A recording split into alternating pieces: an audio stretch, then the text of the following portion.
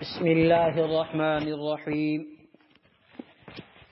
اللهم صل على محمد وعلى آل محمد كما صليت على إبراهيم وعلى آل إبراهيم إنك حميد مجيد. اللهم بارك على محمد وعلى آل محمد كما باركت على إبراهيم وعلى آل إبراهيم إنك حميد مجيد. الحمد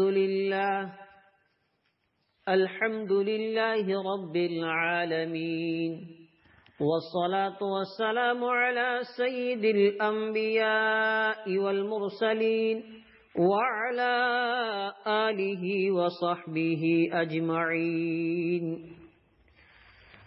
يا رب صل وسلم دائما أبدا على حبيبك خير الخلق كلهم.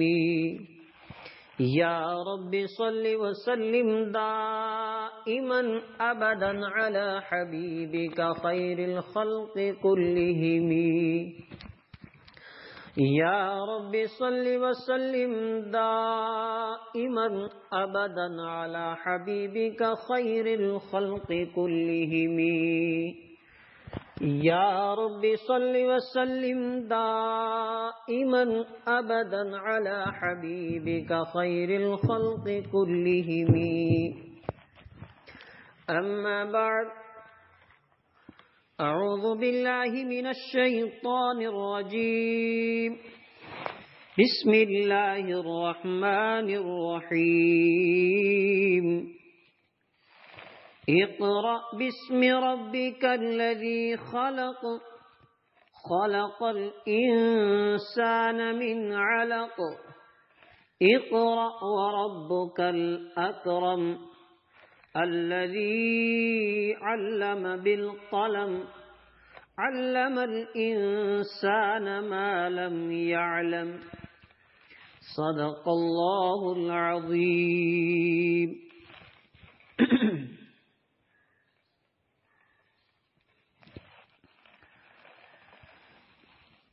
میرے ایمانی بھائیوں، بزرگوں اور نوجوان ساتھیوں، آج کی ہماری یہ مجلس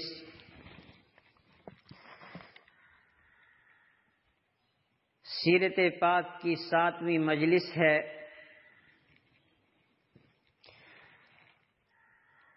کل 6ٹھی مجلس میں آپ کو بتایا تھا رحمت دو عالم صلی اللہ علیہ وسلم کے اندر تنہا رہنے کا شوق اور رسوم جاہلیت سے نفرت اور اس سے بیزاری،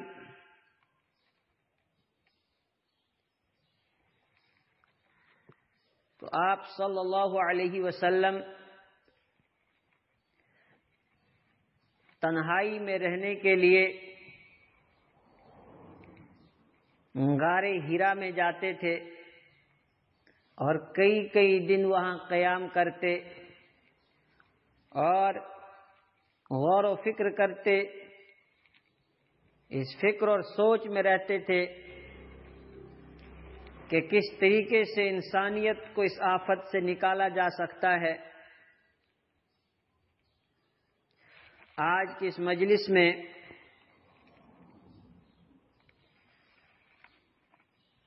وحی کی کرنیں اور انسانیت کی صبح، اس موضوع پر بات ہوگی۔ جس طرح سورج کے طلوع ہونے سے پہلے صبح کی روشنی اس کا پتہ دیتی ہے اور لمبی رات سے اکتائے ہوئے اداس دل صبح کی روشنی کے لیے بےتاب ہو جاتے ہیں،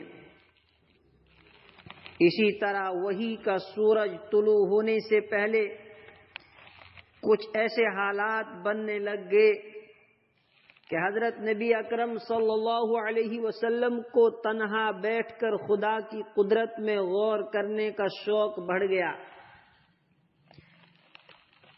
پھر دنوں اور ہفتوں کے بجائے ایک ایک مہینہ بلکہ مہینے سے بھی زیادہ جبل نور پر غار ہرا میں بیٹھنے اور اعتکاف کرنے میں مشغول ہو گئے۔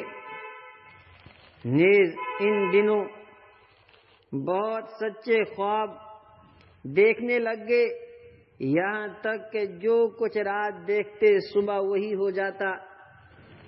اس طرح سچے خوابوں کا یہ سلسلہ 6 ماہ تک جاری رہا،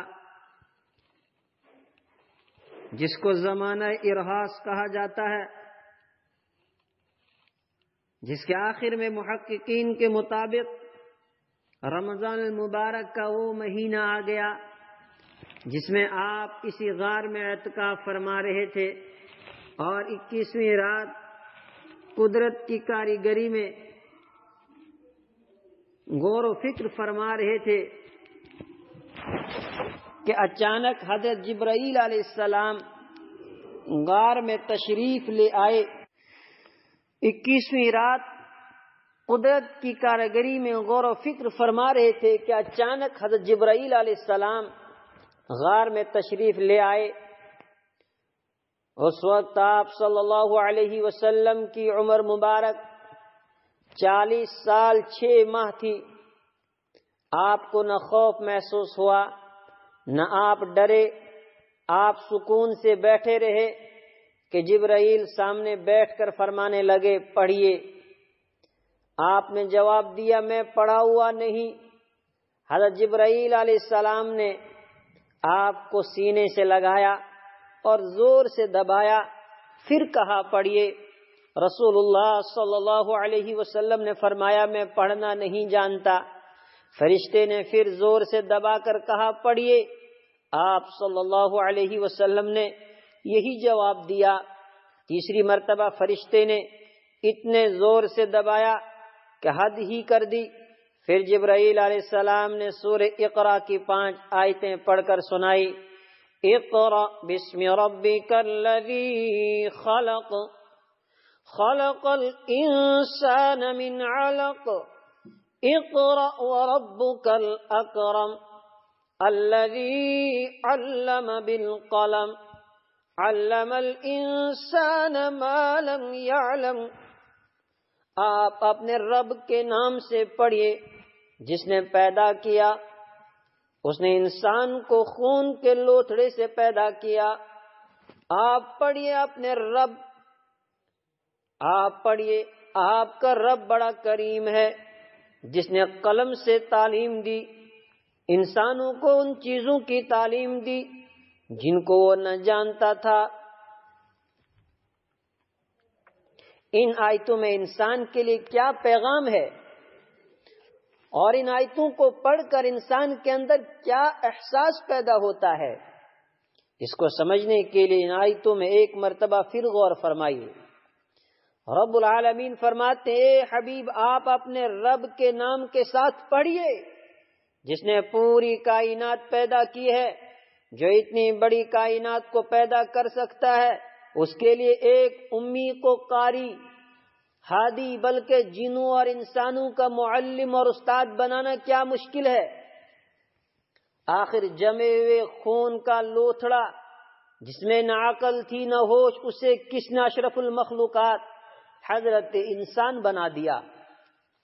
پھر دوبارہ تاکید کرتے ہوئے فرمایا، پڑھیے آپ کا رب بڑا کریم ہے، اس نے آپ کو کتنی نعمتوں سے نوازا ہے، کتنا کرم کیا ہے۔ پھر فکر کس چیز کی، وہ خود آپ کو سکھا دے گا۔ اگر دنیا میں کسی کو قلم سے پڑھنا لکھنا آیا ہے تو وہ بھی اس مالک کی کرم ہی سے آیا ہے۔ انسان تو ماں کے شکم سے بالکل ان پڑھ پیدا ہوتا ہے، پھر یہ قابلیت کون عطا کرتا ہے؟ بس وہ کریم اللہ ہی عطا کرتا ہے جو قلم کے ذریعے جاہل کو عالم بنا دیتا ہے، اور وہ آپ صلی اللہ علیہ وسلم کو بغیر قلم کے اتنا علم دے گا جس کے بارے میں کوئی انسان، فرشتہ یا جن سوچ بھی نہیں سکتا۔ بس آپ صلی اللہ علیہ وسلم ہی مخلوق کے سب سے بڑے عالم ہو جائیں گے۔ اس موقع پر، اس پہلی وحی پر یہ بھی غور و فکر کر لیں کہ قرآن کریم علم کس علم کو کہہ رہا ہے؟ صرف اس کو کہ جس کی ابتدا رب کے نام سے ہو اور جو انسان کو اس کے رب کا تعارف کرائے اور اس کی کاریگری پر غور کرنے کا احساس پیدا کرے۔ یوں تو مکہ کے بہت سارے لوگ اس زمانے میں بھی پڑھے لکھے تھے، شاعری بھی کرتے تھے، بیماروں کا علاج دوا دارو بھی کرتے تھے اور دوسرے فنون بھی جانتے تھے۔ بس کمی یہی تھی کہ رب کے نام کو بھول گئے تھے یا جان بوجھ کر علم سے رب کے نام کو الگ کر دیا تھا۔ سیرت پاک کی تفصیلی روایتوں میں یہ بھی ہے کہ حضرت جبرائیل علیہ السلام نے ان آیتوں کو سنانے سے پہلے اپنا تعارف کراتے ہوئے یہ خوشخبری بھی دی تھی کہ آپ اللہ کے بھیجے ہوئے رسول اور نبی ہیں، جس سے آپ صلی اللہ علیہ وسلم کا دل بھی مطمئن ہو گیا تھا۔ نبی کریم صلی اللہ علیہ وسلم اس پہلی وحی کے بوجھ اور نبوت کی ذمہ داری کے احساس سے کانپتے ہوئے اپنے گھر حضرت خدیجہ رضی اللہ عنہا کے پاس پہنچے اور فرمایا زملونی، مجھے کپڑا اڑاؤ۔ حضرت خدیجہ رضی اللہ عنہا نے کپڑا اڑا دیا اور جب کچھ دیر کے بعد وہ گھبراہٹ اور پریشانی دور ہو گئی تو تمام واقعہ حضرت خدیجہ رضی اللہ عنہا سے بیان کیا اور فرمایا مجھے ڈر ہے کہ کہیں میری جان نکل جائے گی۔ یہ ڈر نبوت کی ذمہ داریوں کا بھی تھا اور وحی کے بوجھ کا بھی، جس کو قرآن کریم نے اس طرح بیان کیا، اِنَّا سَنُلْقِي عَلَيْكَ قَوْلًا ثَقِيلًا، اے نبی ہم آپ پر ایک ثقیل اور گراں کلام نازل کریں گے۔ اس موقع پر حضرت خدیجہ رضی اللہ عنہا نے اپنے 15 سالہ تجربے کی روشنی میں تسلی دیتے ہوئے کچھ ایسی باتیں فرمائی جو آپ کے اخلاق حسنہ کا نچوڑ اور نبوت سے پہلی زندگی کا آئینہ ہے۔ انہوں نے فرمایا آپ ہرگز نہ ڈریں، خدا کی قسم اللہ آپ کو کبھی ضائع نہ کرے گا۔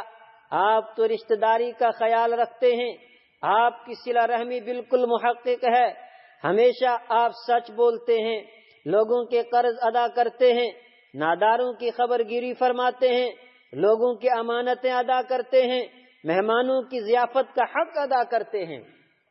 ایک روایت کے مطابق حضرت خدیجہ رضی اللہ عنہا آپ صلی اللہ علیہ وسلم کو تسلی دینے کے بعد مزید اپنی تسلی کے لیے اپنے چچا زاد بھائی ورقہ بن نوفل کے پاس گئی، جو مشرکین کے شرک سے تنگ آ کر عیسائی بن گئے تھے، تورات اور انجیل کے بڑے عالم تھے اور سریانی زبان سے عربی زبان میں انجیل کا ترجمہ کرتے تھے۔ اس وقت بہت بوڑھے اور نابینا ہو چکے تھے۔ حضرت خدیجہ رضی اللہ عنہا نے یہ تمام واقعہ بیان کیا، جس کو سن کر ان کے منہ سے بے ساختہ نکلا، قدوس قدوس، بہت زیادہ، بہت پاکیزہ، یعنی وہ اللہ پاک ہے جس نے یہ نبی بنا کر بھیجے ہیں۔ پھر فرمایا اگر تو سچ کہتی ہے تو ان کے پاس وہی عظیم فرشتہ آیا ہے جو حضرت عیسیٰ علیہ السلام کے پاس آتا تھا۔ اور اس کے بعد حضرت خدیجہ رضی اللہ عنہا آپ صلی اللہ علیہ وسلم کو اپنے ہمراہ لے کر ورقہ کے پاس گئی، جس کا تفصیلی تذکرہ بخاری شریف میں اس طرح مذکور ہے۔ حضرت خدیجہ رضی اللہ عنہا نے ورقہ بن نوفل سے کہا، اے میرے چچا زاد بھائی، ذرا اپنے بھتیجے کا حال تو سنو۔ ورقہ نے کہا، اے بھتیجے آپ نے کیا دیکھا؟ آپ صلی اللہ علیہ وسلم نے تمام واقعہ بیان فرمایا۔ ورقہ نے تمام حال سن کر کہا، یہ وہی ناموس فرشتہ ہے جو حضرت موسیٰ علیہ السلام پر اترتا تھا۔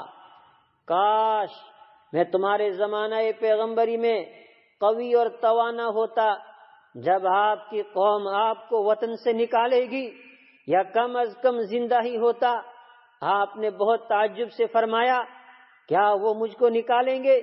ورقہ نے کہا، ایک آپ ہی پر موقوف نہیں، جو شخص بھی پیغمبر ہو کر اللہ کا کلام اور اس کا پیغام لے کر آیا، لوگ اس کے دشمن ہو گئے، اگر میں نے آپ کا وہ زمانہ پایا تو میں نہایت زور سے آپ کی مدد کروں گا۔ اور اس کے بعد ورقہ بن نوفل جلد ہی وفات پا گئے۔ دوسری روایتوں سے معلوم ہوتا ہے کہ ورقہ بن نوفل کو بات سنتے ہی حق کا یقین آ گیا تھا اور اس نے اس حق کا اعتراف کر کے اس کو تسلیم کر لیا تھا، مگر نبوت کے اعلان سے پہلے ہی وفات ہو گئی۔ لیکن نبی اکرم صلی اللہ علیہ وسلم نے ان کو برا کہنے سے منع فرمایا اور فرمایا میں نے ان کے لیے جنت میں ایک باغ دیکھا ہے۔ اس طرح حضرت خدیجہ رضی اللہ عنہا کو 15 سالہ تجربے کی بنا پر اور ورقہ بن نوفل کو پرانی کتابوں کی بنا پر سب سے پہلے حق کا یقین ہو گیا۔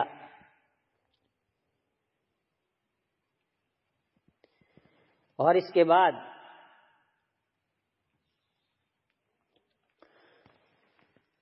اس پہلی وحی کے بعد جلد ہی آپ صلی اللہ علیہ وسلم دوبارہ غار ہرا میں تشریف لے گئے اور اعتکاف کے باقی ماندہ دن پورے فرمائے، لیکن اس کے بعد کافی دنوں تک اور کوئی وحی نازل نہیں ہوئی۔ بہت سارے علماء نے اس کی حکمت یہ لکھی ہے تاکہ پہلی وحی کی گھبراہٹ ختم ہو جائے اور دوسری وحی کا شوق بڑھ جائے۔ حکمت جو بھی ہو، لیکن وحی کی اس بندش سے آپ صلی اللہ علیہ وسلم بہت گھبرا گئے۔ ہر وقت دل میں ایک غم محسوس فرماتے تھے، جس سے کبھی ایک پہاڑ کی چوٹی پر اور کبھی دوسرے پہاڑ کی چوٹی پر جاتے تھے، بلکہ اس سے بھی بڑھ کر آپ صلی اللہ علیہ وسلم نے فرمایا کہ ان دنوں بار بار میرے دل میں آتا تھا میں کسی بلند پہاڑ کی چوٹی پر جاؤں اور اپنے آپ کو پہاڑ سے گرا دوں، لیکن جب بھی کسی پہاڑ پر جاتا تھا تو حضرت جبرائیل علیہ السلام میرے سامنے نمودار ہوتے اور سلام کر کے فرماتے اے محمد صلی اللہ علیہ وسلم آپ مت گھبرائیں، آپ اللہ تعالیٰ کے سچے نبی ہیں۔ اس طرح مجھے تسلی ہو جاتی تھی اور اسی طرح دن گزرتے رہے کہ ایک دن میں اپنے گھر واپس آ رہا تھا کہ جیسے ہی میں پہاڑ سے نیچے اترا تو مجھے سلام کی آواز آئی۔ میں نے دائیں بائیں دیکھا تو کچھ بھی دکھائی نہیں دیا، پھر اچانک دیکھتا ہوں کہ وہی فرشتہ جو غار ہرا میں میرے پاس آیا تھا آسمان و زمین کے بیچ میں ایک کرسی پر بیٹھا ہے، اور میں ذرا خوف زدہ ہو گیا اور میں نے گھر جا کر کہا مجھے کپڑا اوڑھا دو، مجھے کپڑا اوڑھا دو۔ انہوں نے مجھے چادر اوڑھا دی۔ پھر تھوڑی دیر کے بعد سورہ مدثر کی 5 آیتیں نازل ہوئی۔ یا ایھا المدثر قم فانذر وربک فکبر وثیابک فطہر والرجز فاہجر۔ اے لحاف میں لپٹنے والے اٹھو، پھر ڈراؤ اور اپنے رب کی بڑائی بیان کرو، اپنے کپڑے پاک رکھو اور بتوں سے الگ رہو۔ یہ دیکھنے میں چھوٹی چھوٹی 5 آیتیں ہیں، مگر ایک ایک آیت میں علم کا ایک سمندر معجزن ہے، الفاظ کی بندش بھی انوکھی ہے، جس سے پڑھتے پڑھتے دل میں ایک عجیب قسم کا سرور پیدا ہوتا ہے، جس کو آدمی محسوس تو کرتا ہے لیکن الفاظ میں بیان نہیں کر سکتا۔ آپ بھی ان آیتوں پر غور فرمائیں۔ مشہور تفسیر کے مطابق یہ آپ صلی اللہ علیہ وسلم پر نازل ہونے والی دوسری وحی ہے۔ جب پہلی وحی کے بعد ایک عرصے تک وحی بند رہی تو اچانک حضور صلی اللہ علیہ وسلم حضرت جبرائیل علیہ السلام کو ان کی اصلی شکل میں دیکھتے ہیں، جس سے آپ تھوڑے گھبرا جاتے ہیں۔ اسی گھبراہٹ میں آپ صلی اللہ علیہ وسلم کپڑا اوڑھ کر لیٹ جاتے ہیں تو اللہ تعالیٰ نے اپنے حبیب کو بہت پیارے انداز میں فرمایا آپ چادر اوڑھ کر کیوں لیٹ گئے ہیں؟ آپ کو بہت بڑا کام کرنا ہے، لہذا آپ آرام چھوڑ دیجئے اور اٹھیے۔ دنیا غفلت کی نیند میں مست سوئی ہے، آپ دنیا کو اس کے انجام سے آگاہ کیجئے۔ جو اسی طرح خدا کی نافرمانی میں مست رہے گا اس کو کیسے کیسے عذاب میں مبتلا ہونا ہے، اور پوری دنیا میں اپنے رب کی بڑائی بیان کیجئے۔ نماز میں، اذان میں، ہر جگہ اسی کی بڑائی اور کبریائی کا اعلان فرمائیے، کیونکہ کبریائی اسی کا حق ہے اور اپنے کپڑے ہر قسم کی گندگی سے پاک صاف رکھیے، اور اپنے اخلاق کا معیار بلند و بالا رکھیے، اور ہر قسم کی گندگی بطور خاص بتوں کی گندگی سے دور رہیے جیسے آج تک دور رہے۔ میرے ایمانی بھائیوں، اس وحی کے بعد پہل کرنے والے کچھ خوش نصیب لوگ جنہوں نے ایمان قبول کرنے میں پہل کی۔ اگر کسی آدمی کے اخلاق و کردار کا معیار دیکھنا ہو تو اس کا سب سے آسان طریقہ یہ ہے کہ جو لوگ اس کے قریب رہتے ہیں ان کو دیکھا جائے کہ ان کا اس کے بارے میں کیا خیال ہے۔ اس اعتبار سے اگر کوئی آدمی نبی اکرم صلی اللہ علیہ وسلم کی سیرت کو دیکھتا ہے تو وہ شزدر رہ جاتا ہے کہ سب سے پہلے جو 5 خوش نصیب ایمان لائے وہ سب سے زیادہ رازوں کے واقف اور جانکار تھے۔ ان میں سے بھی سب سے پہلے حضرت خدیجہ رضی اللہ عنہا کو ایمان کی توفیق ہوتی ہے، جو رفیقہ حیات اور دن و رات کے کاموں کی رازدار تھی۔ دوسری وحی کے قریب ہی حضرت جبرائیل علیہ السلام نے آپ صلی اللہ علیہ وسلم کی تعلیم کے لیے آپ کے سامنے وضو کیا۔ آپ علیہ الصلاۃ والسلام نے بھی اسی طرح وضو فرمایا۔ پھر حضرت جبرائیل علیہ السلام نے نماز پڑھائی۔ اس طرح نبی اکرم صلی اللہ علیہ وسلم نے نماز پڑھنی شروع فرما لی۔ بعض روایتوں سے معلوم ہوتا ہے کہ 5 نمازیں فرض ہونے سے پہلے صبح اور عصر کے وقت 2 رکعت پڑھی جاتی تھی۔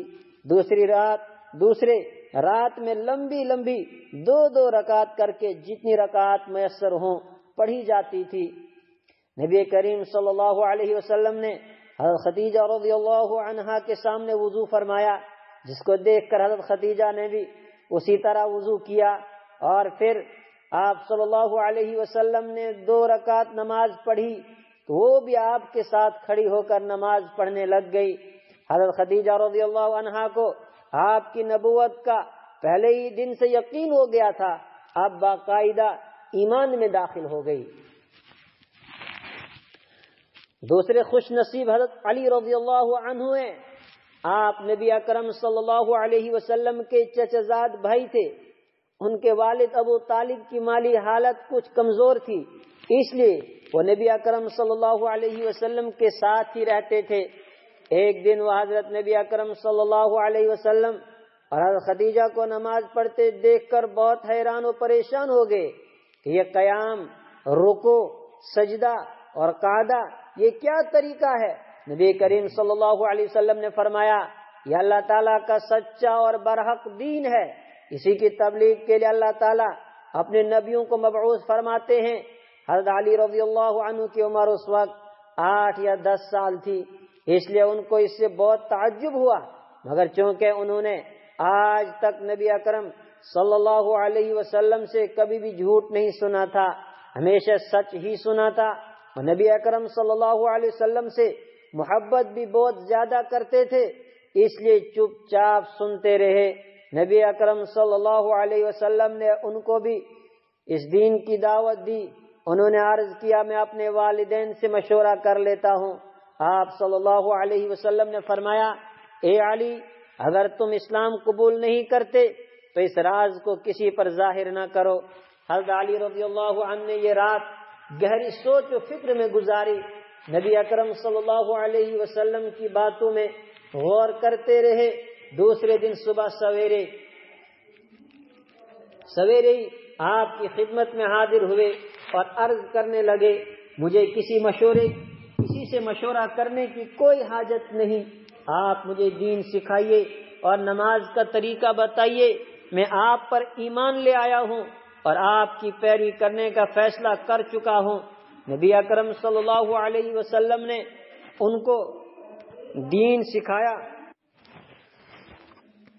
نماز کا طریقہ بتایا اور آج تک نازل ہونے والی آیتیں یاد کروائی، اور اس کے بعد جب بھی آپ صلی اللہ علیہ وسلم نماز پڑھتے تھے حضرت علی رضی اللہ عنہ آپ کے ہمراہ ہوتے تھے۔ تیسرے خوش نصیب حضرت زید بن حارثہ تھے، حضرت خدیجہ رضی اللہ عنہا کے بعد سب سے زیادہ رازداں اور واقف کار تھے۔ در حقیقت وہ بڑے اونچے خاندان کے آزاد آدمی تھے، مگر گردش ایام اور زمانے کی الٹ پھیر سے غلام بن گئے تھے، جو بکتے بکتے نبی اکرم صلی اللہ علیہ وسلم کے گھر پہنچ گئے تھے۔ پھر ان کے والد اور چچا ان کو لینے کے لیے مصر سے آئے بھی تھے، لیکن انہوں نے یہ کہہ کر جانے سے انکار کر دیا تھا کہ مجھے ماں سے زیادہ شفقت کرنے والی حضرت خدیجہ رضی اللہ عنہا اور باپ سے لاکھ درجہ زیادہ محبت کرنے والے حضرت محمد صلی اللہ علیہ وسلم مل چکے ہیں، اب میں ان کی جدائی برداشت نہیں کر سکوں گا، ہاں اپنے والدین کے بغیر رہ لوں گا۔ انہوں نے حضرت نبی اکرم صلی اللہ علیہ وسلم اور حضرت خدیجہ رضی اللہ عنہا کو نماز پڑھتے ہوئے دیکھا تو حیران ہو کر عرض کرنے لگے، مجھے بھی یہ طریقہ بتاؤ، یہ کون سا دین ہے؟ نبی اکرم صلی اللہ علیہ وسلم نے ان کو بھی دین کا تعارف کروایا اور نماز کا طریقہ بتایا، اس طرح وہ بھی ایمان قبول کر کے نماز میں شامل ہو گئے۔ چوتھے خوش نصیب جن کو اللہ تعالیٰ نے یہ نور عطا فرمایا وہ نبی کریم صلی اللہ علیہ وسلم کے مخلص اور با وفا دوست حضرت ابو بکر صدیق رضی اللہ تعالی عنہ تھے، جو آپ صلی اللہ علیہ وسلم کی گھر سے باہر کی زندگی کے جانکار تھے۔ اس اعتبار سے وہ سب سے پہلے ایمان لانے والے ہیں، کیونکہ باقی سب حضرات گھر کے ہیں۔ نبی اکرم صلی اللہ علیہ وسلم جب گھر سے فارغ ہو گئے تو آپ نے گھر سے باہر اس روشنی کو پیش فرمایا اور سب سے پہلے حضرت ابوبکر رضی اللہ تعالی عنہ کے سامنے پیش فرمایا۔ انہوں نے بلا کسی تأمل اور تفکر کے اور بغیر کسی غور اور تدبر کے اول وہلہ میں اپنے دل کی آواز سمجھ کر ایمان قبول کر لیا، کیونکہ آپ کے ساتھ دوستی کی بنا پر ان کا دل بھی روشن ہو چکا تھا۔ پھر ان کو بھی لمبی دوستی کا تجربہ تھا کہ جھوٹ آپ صلی اللہ علیہ وسلم کی زبان پر آ ہی نہیں سکتا، یہ جو کچھ فرماتے ہیں سچ ہی فرماتے ہیں۔ اور پانچویں خوش نصیب باندیوں کی ترجمان حضرت ام ایمن بتائی جاتی ہیں، جو حضرت خدیجہ رضی اللہ عنہا کی باندی تھی۔ یہ بھی گھر کے رازوں کی واقف تھی۔ گھر کے ملازم ہمیشہ مالکان سے شاکی رہتے ہیں، مگر یہ گھر ہی نرالا تھا۔ حضرت ام ایمن بھی اخلاق و کردار سے اتنی متاثر تھی کہ صرف گھر کا رنگ دیکھ کر بے تأمل ایمان لے آئی۔ اللہ تعالی ہمیں سیرت کو سمجھنے کی توفیق عطا فرمائے۔ وآخر الدعوانا الحمد للہ رب العالمین۔ بسم اللہ الرحمن الرحیم۔ اللہم صل علی محمد وعلی آل محمد كما صليت على إبراهيم وعلى آل إبراهيم إنك حميد مجيد اللهم بارك على محمد وعلى آل محمد كما باركت على إبراهيم وعلى آل إبراهيم إنك حميد مجيد الحمد لله رب العالمين والصلاة والسلام على سيد الأنبياء والمرسلين وعلى آله وصحبه أجمعين يا رب صل وسلم دائما أبدا على حبيبك خير الخلق كلهم يا رب صل وسلم دائما أبدا على حبيبك خير الخلق كلهم يا رب صل وسلم دائما أبدا على حبيبك خير الخلق كلهم